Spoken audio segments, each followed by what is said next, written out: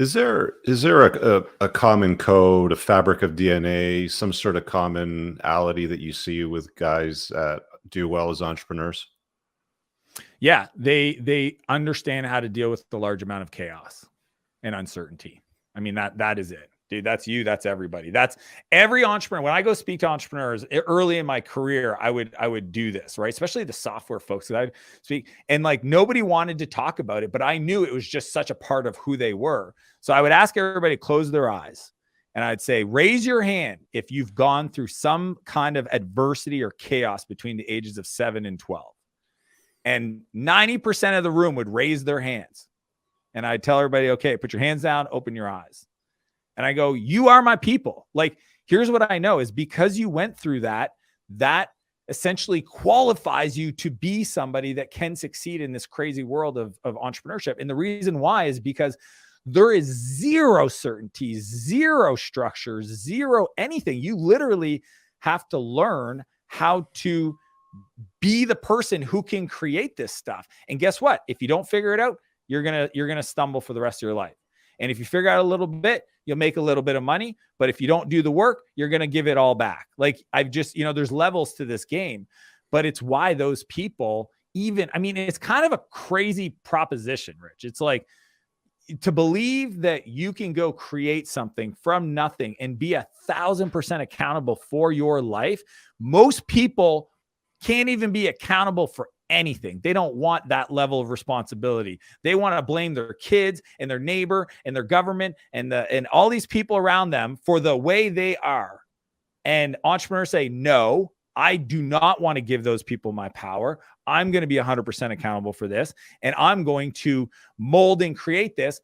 And I believe, I don't know if it's just my hallucination, that they also know that they need to work on themselves to become the person who can create and maintain it, right? Like Jim Rohn said this a long time ago. He said, if somebody ever gave you $1 million, you better hope that you become $1 million. Or if somebody ever gives you $1 million, you better hope that you become a millionaire really fast. Because if not, you're going to lose it all, right? Because having $1 million does not make you a millionaire. And you see this all the time with professional athletes and people win the lottery. And it's just funny. Like some people, they say to me, it's like, my goal is to be worth 100 million. I go, dude, if you were worth 100 million in the next 6 months, you would just lose it all because you have not become the person who can, like the financial complexity of that, right? Like people don't get it. They think, I want this life. It's like you couldn't handle that life. You can't even handle a $10 overage on your cell phone bill, and you think you can handle that? You've got some work to do. And that's the part that I find fascinating, is that I think entrepreneurship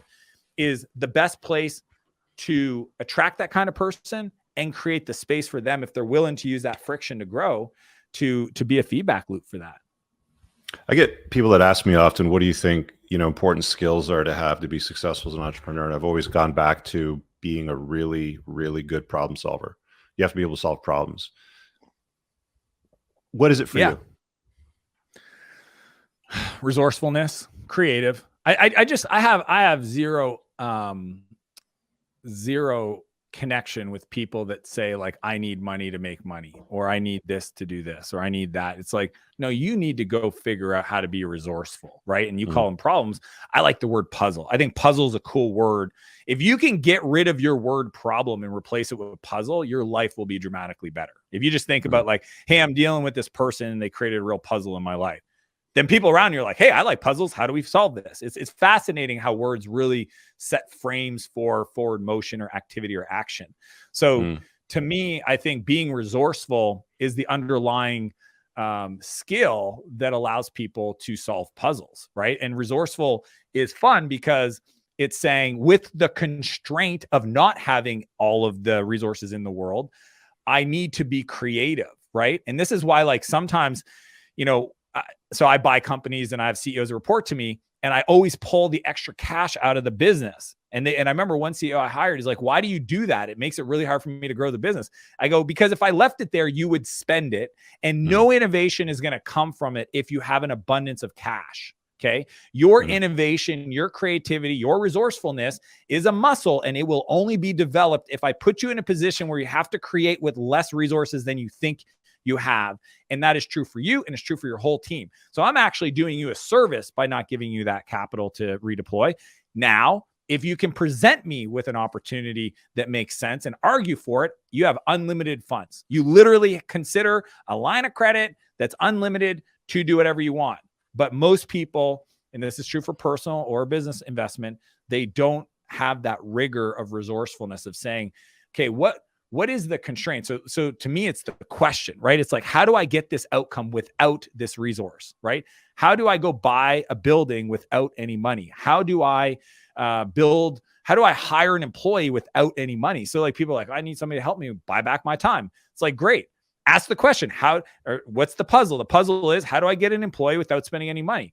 Okay, well, that's called an intern. Oh, I didn't think of that. I know you didn't think of that because you had already set the constraint as I need money to bring somebody into my life to buy back my time. And it's just not true, right? So it's that kind of stuff. I think people that just decide to say like, I'm not going to use things as an excuse, and I'm just going to try to, and I don't know, man, for me personally, I find it fun. Like being resourceful, being creative, saying, I don't have all the resources. When I built clarity.fm, I know you were on there and many other people, like Google announced their competitor. It's called Helpouts.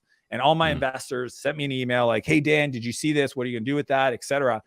And I was like, I actually think Google's like, okay, yeah, they have search, they have billions of dollars, they have the smartest people in the world, but they're at a disadvantage because they have all this stuff. And because they have all this stuff, they don't have any clear direction. They have no constraints that they have to observe. And I know exactly what's happening in this company is they've got about a ton of people working on a bunch of different things. And because there's a bunch of different stuff, they're distracted. They have no focus. So I actually reached out to the product manager that was working on this product. I went down to the Googleplex and had lunch with them.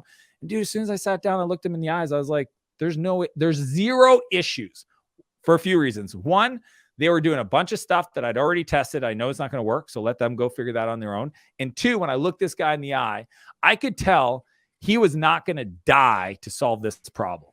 And now that might sound intense for people. I don't give a shit, dude.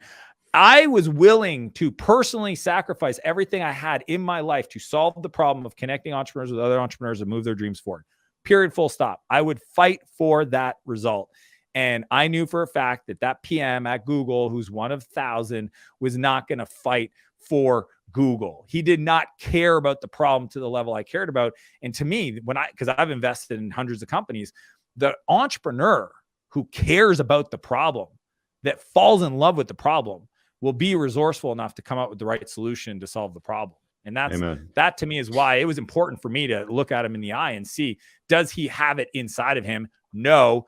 Okay, team, let's get back to work. Don't worry, investors, we're good. Team, stay focused. I really hope you guys enjoyed that clip. If you want to watch the full-length podcast, you can find that over here, that clip's from. If you're newer to the channel, make sure you hit subscribe over here. And pin down below in the top comment, you'll find a bunch of useful links to my website, my supplement line, books, and a bunch of other stuff. Have an amazing day. Peace out.